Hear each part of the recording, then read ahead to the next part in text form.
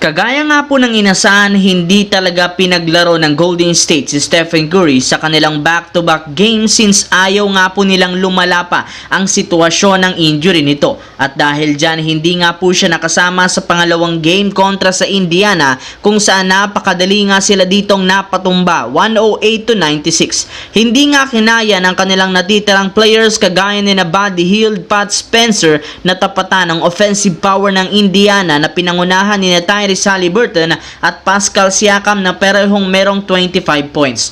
Maliban kay Stephen Curry, hindi rin naman dito naglaro sina Draymond Green, Kuminga, Wiggins, Podziemski at Gary Payton II na isang napakalaking problema. Hindi na rin naman nila alam ngayon kung paano sila manalo at maging competitive, lalo pat sunod-sunod nga ang pagtatamo ng injury ng halos lahat ng mga key player habang sila ay nasa ibaba na ng standings ng Western Conference at dahil sa pagkapanalo ng Kings, nasa top 10 na nga sila ngayon. Sa kabilang banda, dahil nga na-postponed ang laro ng Los Angeles Lakers kahapon at ngayong araw nabigyan ang team na makapag-practice at kasabay ng inanunsyo bagamat out si Jared Vanderbilt, maganda nga po ang ipinapakita nito ngayon. Nakasama na nga siya sa ginagawang workout sa 5-on-5 practice. Isinama na rin naman ito sa ginawang ensayo ng South Bay Lakers upang mas makapag-practice ng mas maayos. Pero sa kabila ng inaasahang pagbabalik ni Jared Vanderbilt,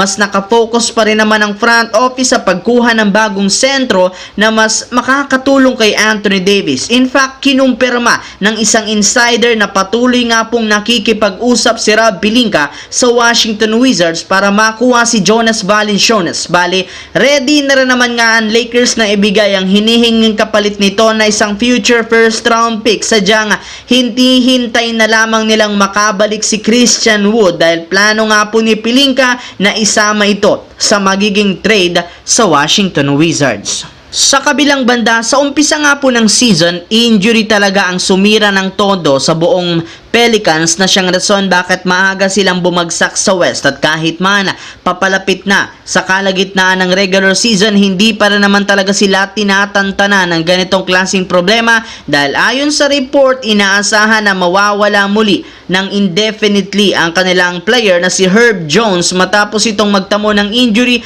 sa kanyang balikat. Maliban sa napilitan ng Pelicans na suspindihin si Zion Williamson matapos silang paghintay nito ng matagal sa flight, mukhang grabe rin naman nga po ang pinagdaaran problema ngayon ng Pelicans. Mabuti na lang hindi pa rin naman sumusuko ang lahat ng natitirang players. Sa katunayan, sa kabila ng pagiging undermanned ng lineup nito, nagawa pa rin naman nga po nilang maipanalo ang game laban sa Philadelphia 76ers 123-115 sa pangunguna ni CJ McCollum na merong 38 points.